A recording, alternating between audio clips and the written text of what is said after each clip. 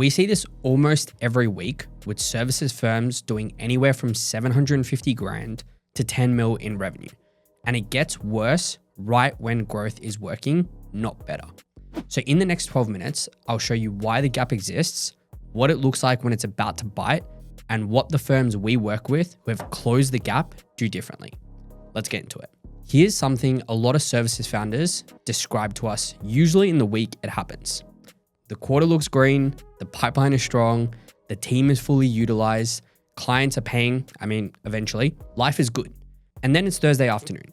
Payroll's going out, and somewhere between that and a partner distribution or a tax installment, the bank balance does something that the P&L didn't warn you about. If you've felt that, you're not doing anything wrong. Your books aren't broken, your accountant isn't asleep at the wheel. The gap between profitable on paper and tight in the bank is just baked into how services businesses work. And today, we're gonna pull it apart. The first thing worth getting clear, profit and cash are answering two very different questions. Profit tells you whether your business model is working. Are you charging enough? Is the margin there after you pay the people doing the work? Cash tells you something different. It tells you whether you get to see that business model work long enough to scale it. And you can have great profit and still run out of cash. In a services business, that's actually pretty common. The P&L isn't lying to you. It's just doing the job it was built for, and yours is a different one. So let's walk through why. There are three structural reasons a profitable services business can run short on cash. And once you see them, that Thursday afternoon moment stops feeling so mysterious. So reason one, your books recognize revenue before the cash actually arrives. Quick plain English on this, most services firms above $1 million in revenue run what's called accrual accounting. And it's just a fancy word for a simple idea. Revenue gets counted when you earn it, not when the money hits the bank. So your team delivers work in January, you invoice for it, your P&L books that revenue in January. Great month, right?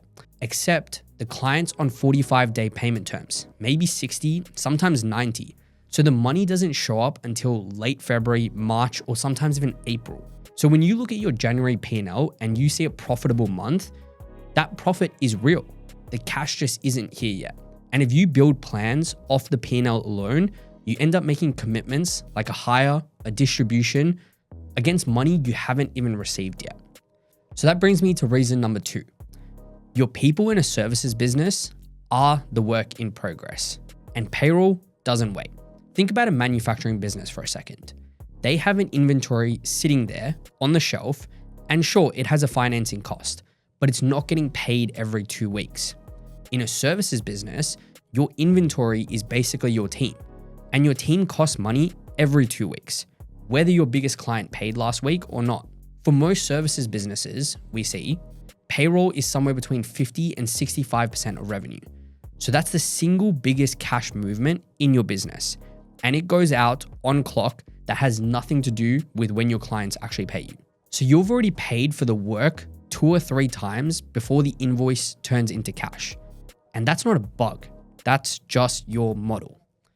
Reason 3, and this is the one that catches most founders off guard. Growth consumes cash before it produces cash. So here's what happens when growth is working. You win new work, great. And to deliver that new work, you need more people or more contractors right away. You pay them immediately, weekly, bi-weekly, whatever the case may be. Meanwhile, that new engagement ramps over 60 to 90 days before the first cash event lands. And there's a term worth knowing here, working capital. Don't get hung up on the fancy term. It just means the cash you need sitting around to keep the business running day to day. That means covering payroll, covering rent, covering software, all the normal stuff that comes before the client cash actually gets received. For a 30 to 50% revenue increase, we typically see a similar size jump in the working capital you need just to run the business. So the firms in the biggest cash crunch we see aren't actually the ones that are struggling. They're the ones that are winning. And that's the counterintuitive part. When growth is working, the cash gap gets bigger before it gets smaller. And none of this is a founder failure. It's just a structural feature of how services businesses work. So here's the part I don't see many people teach. And I think it's one of the most useful things in this video. Most advice out there treats two things as separate: how busy your team is, which is called utilization, and how long your clients take to pay, which is called debtor days or collection timing. People treat those two as independent numbers, but they're not. They compound. And the compounding is where most founders get caught. Let me give you a scenario. Two firms, same size, same utilization, 75%. They also have the same gross profit margin. So on paper, the same business. Firm A runs mostly retainer work. Their clients pay fast, an average of about 28 days from invoice to cash. Firm B runs mostly bigger project work with enterprise clients where they get paid when they hit certain milestones. Their work is just as good. Their utilization is just as high. Their margins are just as strong, but their clients take 68 days to pay. So firm B needs roughly 2.4 times as much working capital tied up per dollar of revenue. And that's because each dollar of work they do spends an extra 5 weeks in transit before it becomes cash. So it's the same utilization, same margins, but totally different cash profiles. Firm B feels tighter around payroll. It's harder for Firm B's founders to take money out of the business. And when a great candidate comes that they want to hire, Firm B just can't. They just don't have the buffer to make it work. And here's the part that matters most. None of this shows up on your utilization dashboard. None of it shows up on the P&L. So both firms look great on every report a typical services firm runs. So utilization tells you if your profitability model is working, but collection timing tells you if that profit turns into cash soon enough so that you can fund next week's payroll. And you have to manage both. You have to manage them as one thing, not two. So what do the firms that handle this well do differently? Well, the first answer is a lot of founders jump to, should I just switch my books to cash basis accounting? Only count the money when it hits the bank account. Short answer, for most services firms above about $1 million in revenue, that tends to create more problems than it solves because cash basis books hide your true margins. They make planning harder and they create tax timing confusion. So the firms we see who have solved this don't pick between accrual and cash. They run two instruments in parallel.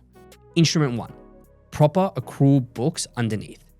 Set up correctly so your margins, your overhead, and your reimbursables, which is just the cost you pay on behalf of a client and bill back to them, all sit in the right categories. This is the foundation, and everything else depends on it being right. Instrument 2, a rolling 13-week cash flow forecast on top. So plain English on this, it's a weekly cash plan that looks 3 months ahead and it's updated every week. It translates what's on the P&L into what's going to land in the bank and when. Built right, it takes 30 to 45 minutes a week to maintain, and it surfaces 3 months of timing before it hits you. And this is the part that most firms underestimate. The forecast isn't just a spreadsheet. It needs a partner who understands your business well enough to interpret what the numbers are telling you. The forecast will surface variances, things drifting in a direction and that you didn't expect, and those variances translate into 3 types of decisions: staffing decisions, who to chase for payment, and whether to change how some of your client engagements are structured. And someone has to connect those numbers into operating choices. Quick benchmarks while we're here. So for healthy firms in the 750 grand to 10 mil revenue range, debtor days usually land somewhere between 15 and 60, really depends on your size, engagement type, and other factors. For cash reserves, typically 1 to 2 months at the smaller end, and that scales up to 3 to 6 months as you get bigger. These are directional, they are not rigid. So if you're way off these, it's usually a sign that the structure underneath needs attention, not that you're failing at something. Quick example of what this looked like in practice. We personally worked with a 5-person services firm where the founder was spending Sunday nights building cash projections in a spreadsheet and running those scenarios through ChatGPT just to decide if they could make a hiring decision.